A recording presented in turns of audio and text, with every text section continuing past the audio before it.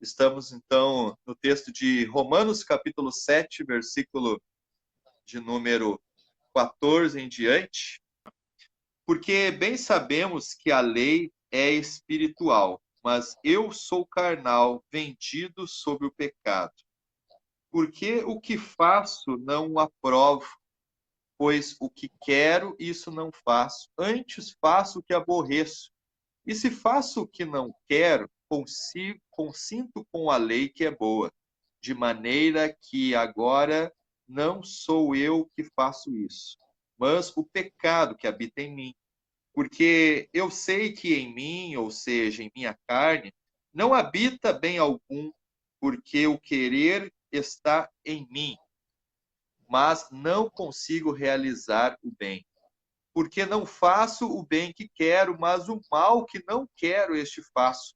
Ora, se eu faço o que não quero, já não o faço eu, mas o pecado que habita em mim.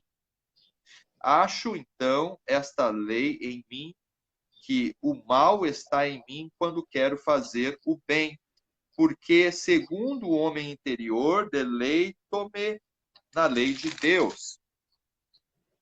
Mas vejo outra lei em meus membros, que batalha contra a lei do meu entendimento e me prende debaixo da lei do pecado que está nos meus membros. Miserável homem que sou, quem me livrará do corpo desta morte? Dou graças a Deus por Jesus Cristo, nosso Senhor, assim que eu mesmo, com o entendimento, sirvo a lei de Deus, mas com a carne, a lei do pecado. Muito bem, glória a Deus. Esta é a palavra, este é o texto básico que vamos falar um pouco hoje. E, irmãos, dando uma introdução, então, a esse texto que lemos, um texto um pouco extenso, mas bem conhecido, né, daqueles que já são cristãos, que já têm convívio com a Bíblia. E é um texto que, na minha percepção, ele é bastante mal interpretado.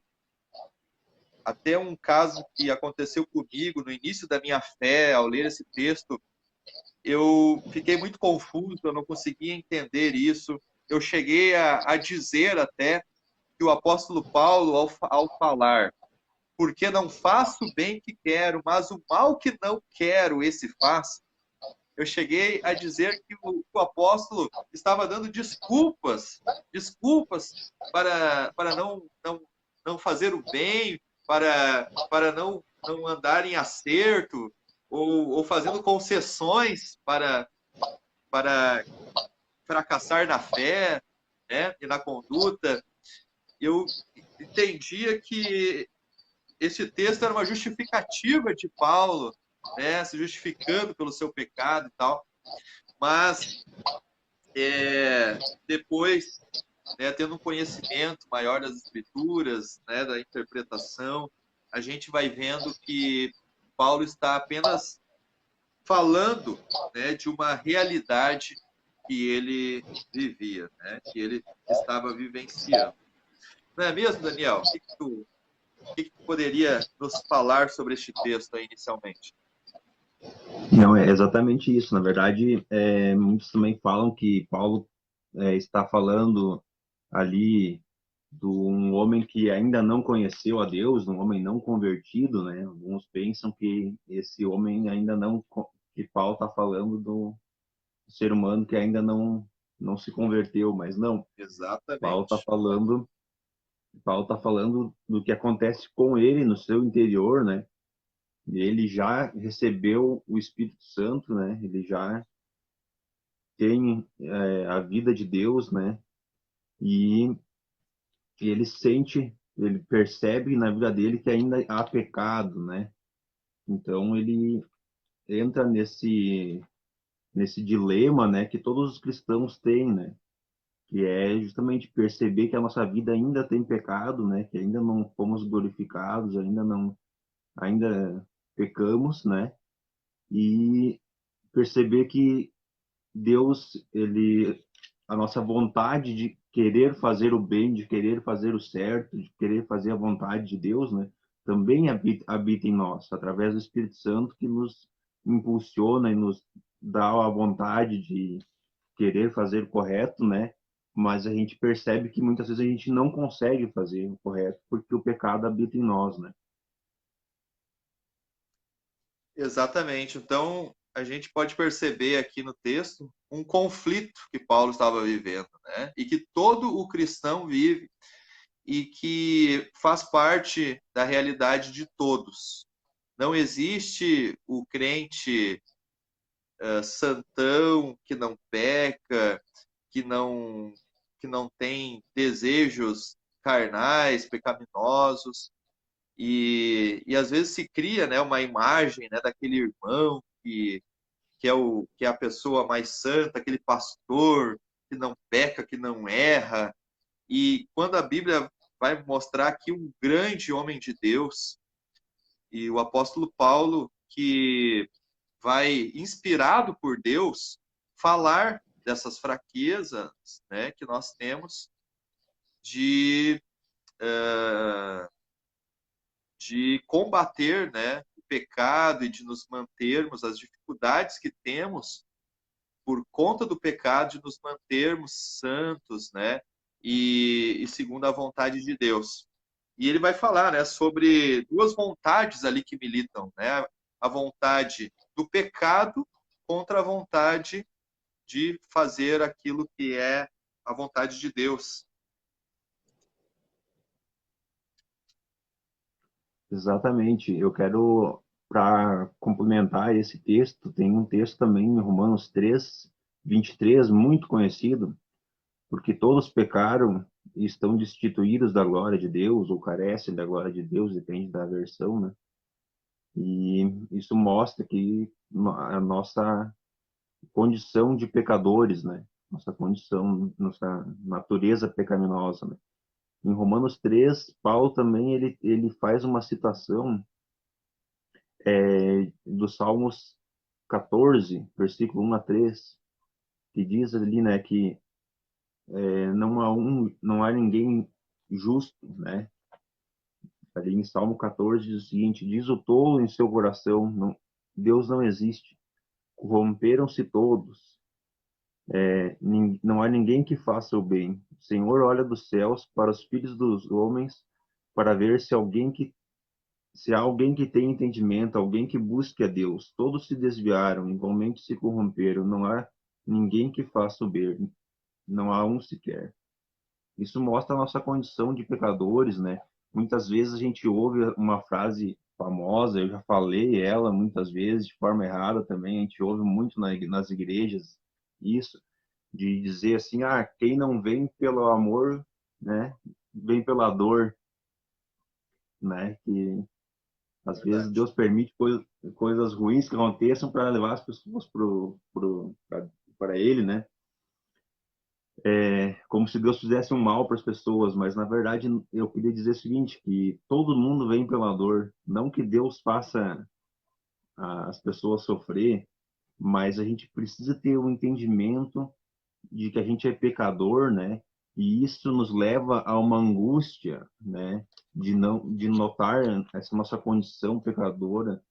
E Paulo retrata muito bem ali, né, essa angústia, porque ele termina o texto dizendo assim: miserável homem que sou, quem me libertará desse corpo sujeito à morte?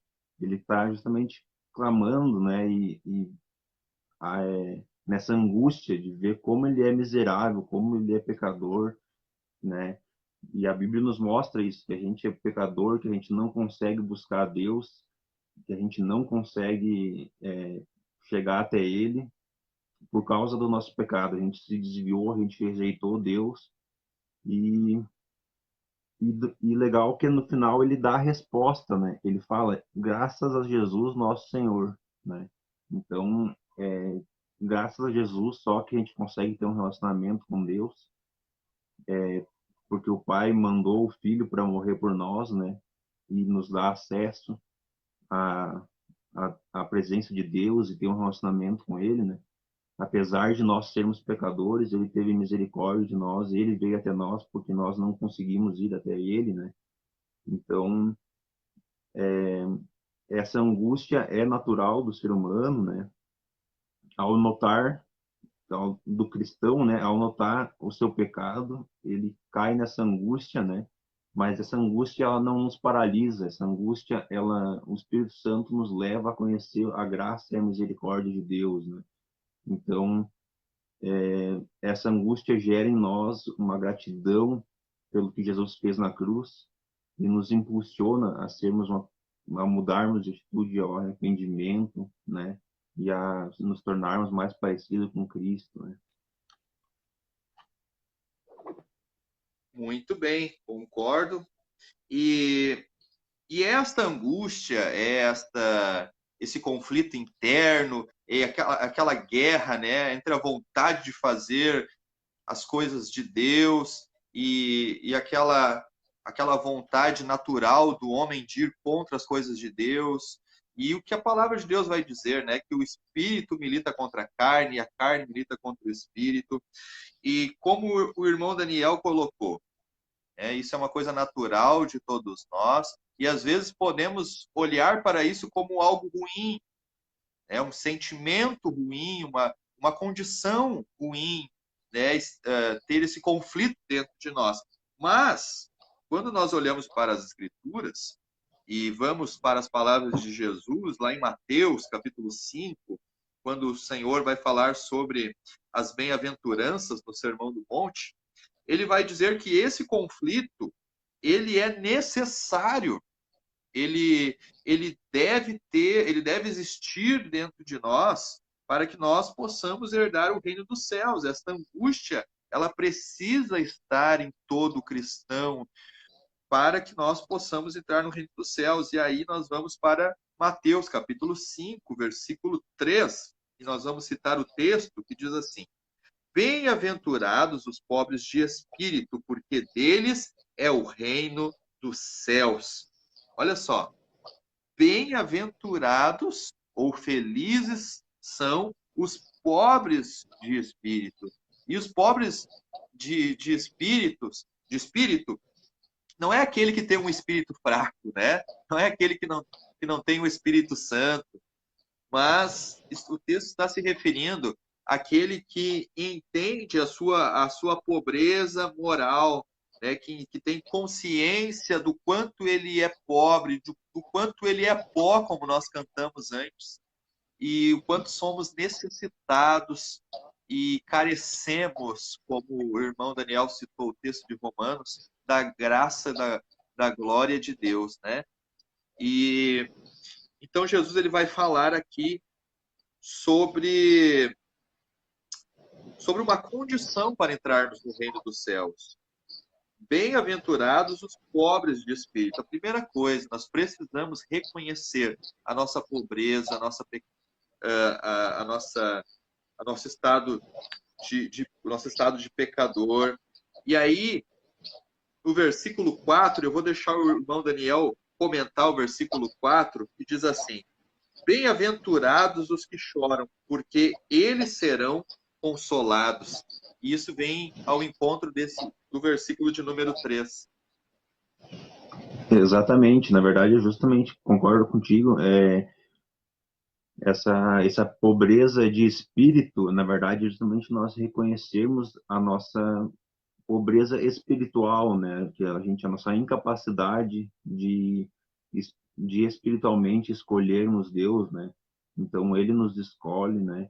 E justamente o versículo posterior aí que tu falou nos dá essa, né? Bem-aventurados que choram, justamente por causa e por reconhecer essa pobreza, a gente entra nessa angústia, né? De chorar, né? De saber que somos pecadores e somos incapazes de chegar a Deus, mas isso mostra, Jesus fala ali que seremos consolados, né? E temos o Consolador, que é o Espírito Santo, né? E a Bíblia diz também, no texto de João, fala que é o Espírito Santo que convence do pecado, da justiça e do juízo.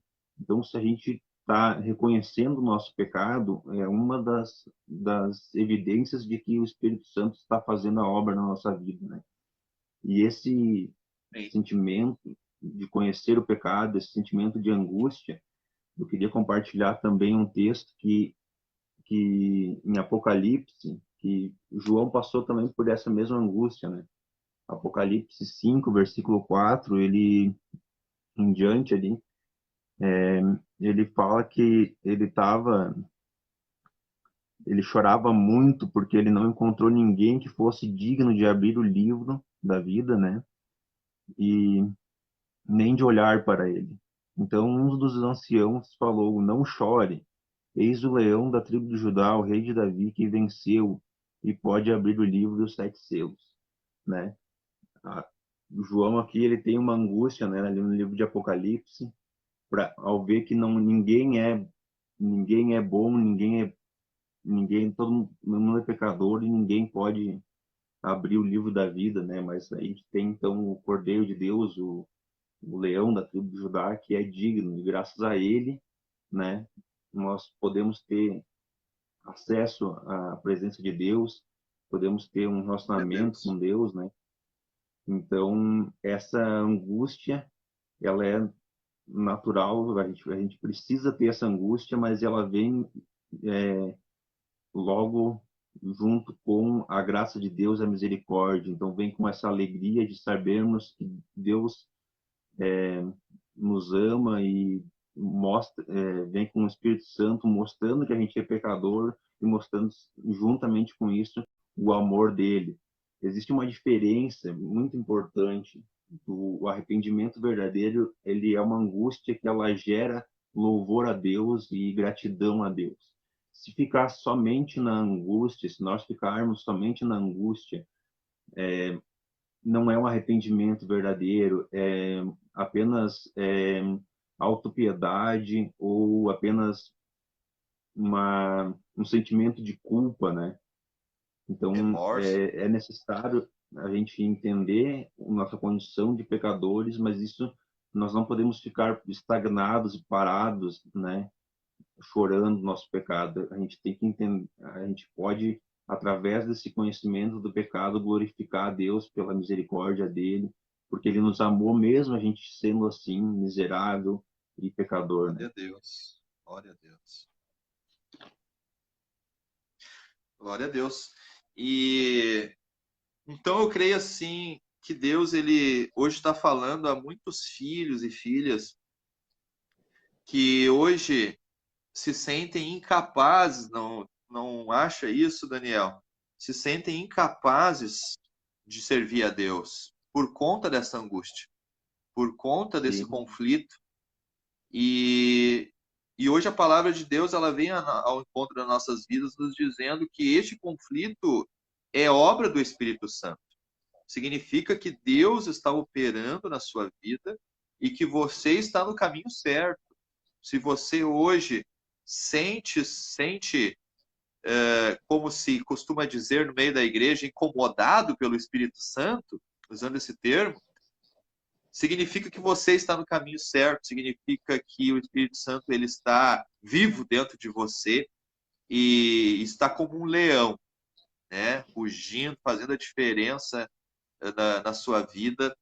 E nós precisamos ser sensíveis ao Espírito Santo e nestas condições de pecado, de prisões que nós vamos entrando ao longo da vida, nós precisamos pedir para Jesus nos libertar, pois a palavra de Deus diz: se o Filho vos libertar, verdadeiramente sereis livres.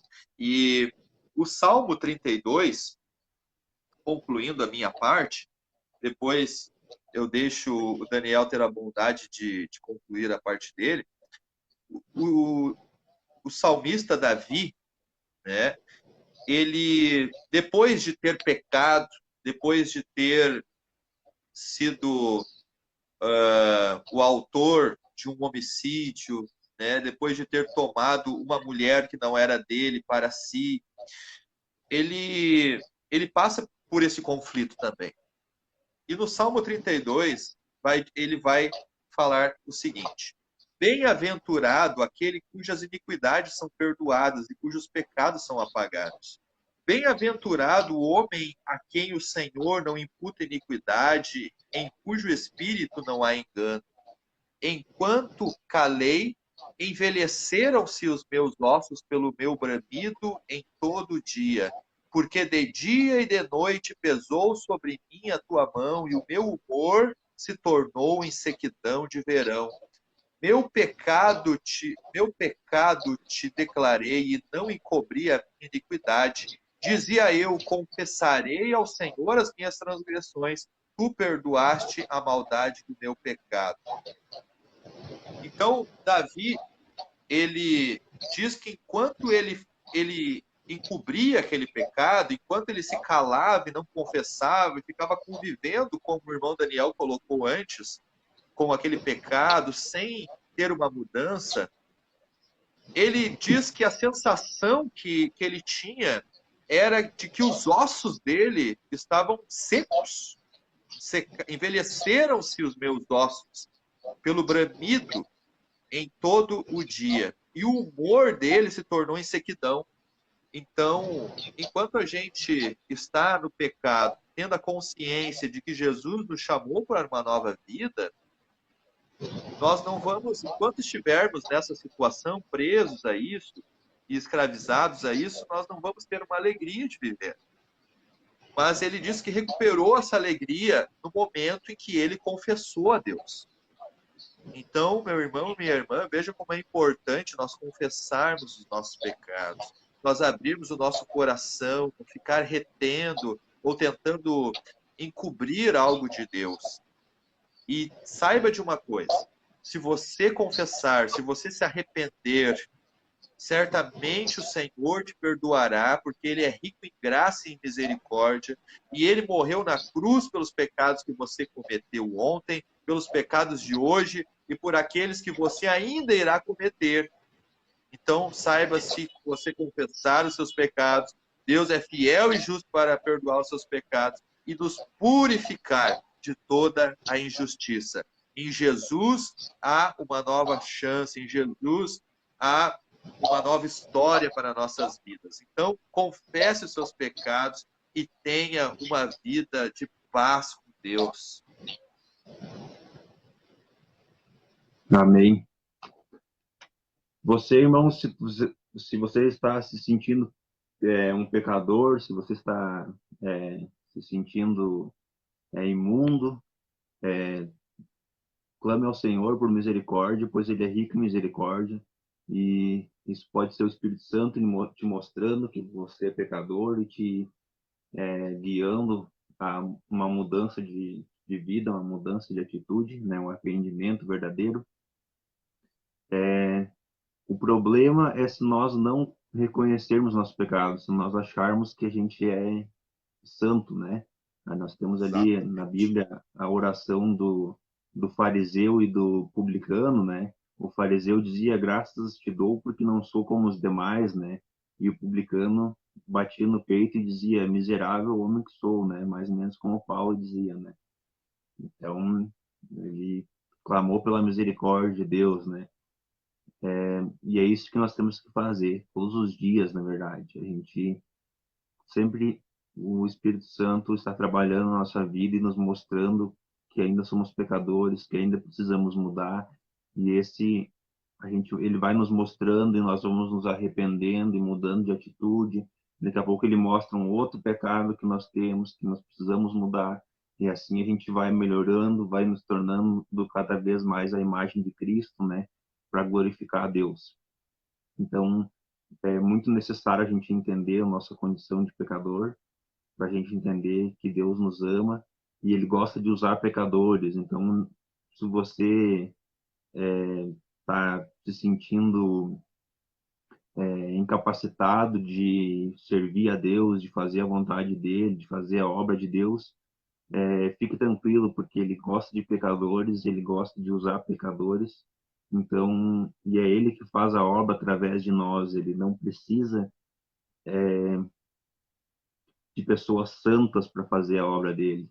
Ele é santo e ele usa pecadores e ele vai transformando a nossa vida enquanto isso ele nos usa. Então, eu queria terminar minha parte aí, orando, né?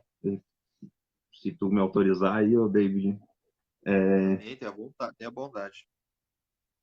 a gente possa estar orando aí, pedindo e clamando a Deus para que Ele tenha misericórdia de nós e continue nos mostrando nossos erros, nossos pecados, para que a gente possa mudar, para que a gente não permaneça nos nossos pecados e para que a gente não ache que nós somos bons, né? Ou melhores que os outros. Que a gente consiga ver a misericórdia de Deus, a graça todos os dias. Então vamos orar junto aí, pessoal. Irmãos, Amém. Vamos Senhor, orar. te agradecemos por essa palavra, por esse momento que podemos estar juntos aqui, Amém. meditando na tua Glória a palavra, Deus. Senhor, Obrigado, e Jesus. te conhecendo melhor, Senhor, e nos conhecendo melhor, Senhor.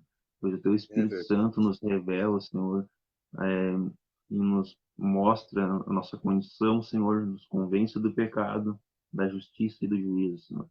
Agradecemos porque tu mandou o teu filho para morrer na cruz por nós, Senhor, mesmo nós não merecendo, Senhor. Nos salvou mesmo quando nós ainda éramos pecadores, como Paulo fala, Senhor. E te agradecemos por essa misericórdia, porque tu nos usa mesmo a gente sendo pecadores, Senhor. Glória a Porque a tua Deus. graça é Obrigado, maravilhosa, Senhor. A tua graça, a tua misericórdia se renova a cada dia, Senhor. E a gente tem a oportunidade de te glorificar, Senhor, e de te servir, mesmo ainda tendo pecado, Senhor. E tu nos coloca no caminho, Senhor, nos busca e nos coloca no caminho e nos restaura, Deus. Senhor, e muda nossas vidas, É verdade. transforma. E eu quero te pedir, Senhor, que tu, para todos que estão ouvindo aqui, Senhor, que tu venha nessa semana e no resto do mês aí, Senhor, no resto desse ano, que tu venha fazendo a obra na vida de cada um, Senhor, e transformando vidas, Pai. Grato já, Senhor, porque tu já faz isso, Senhor, e quero te agradecer, Senhor, por tudo que tu tens feito, Senhor. Abençoa, Senhor, cada um nos seus lares, suas famílias, Senhor. Te agradeço por tudo, em nome de Jesus, amém. Amém. Glória a Deus. Glória a Deus por isso. Glória a Deus por essa palavra que ouvimos da parte de Deus hoje, pelos louvores, também pela participação do Daniel. Te agradecemos, Daniel, pela presença Muito obrigado, eu que e agradeço. muito obrigado mesmo. E creio que foi muito edificante, que foi plano de Deus, com certeza, né? Porque a porta fechada também é de Deus, a porta aberta é de Deus, a tela funcionando é de Deus, a tela tudo escuro é de Deus, né?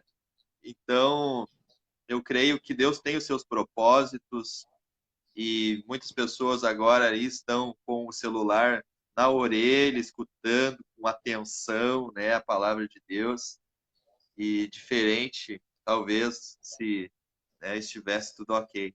Mas o Senhor tem os seus propósitos e te agradeço, meu irmão, minha irmã, você que esteve conosco essa noite, que Deus abençoe a sua vida ricamente e lembre-se que você é um filho, uma filha de Deus, alguém restaurado, alguém perdoado. Então, levante-se em Jesus Cristo, confesse seus pecados e saiba que Jesus, ele já te perdoou e ele tem uma nova vida para você a partir de agora.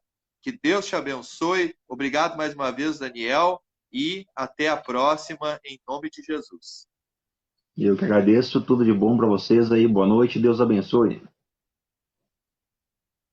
Amém.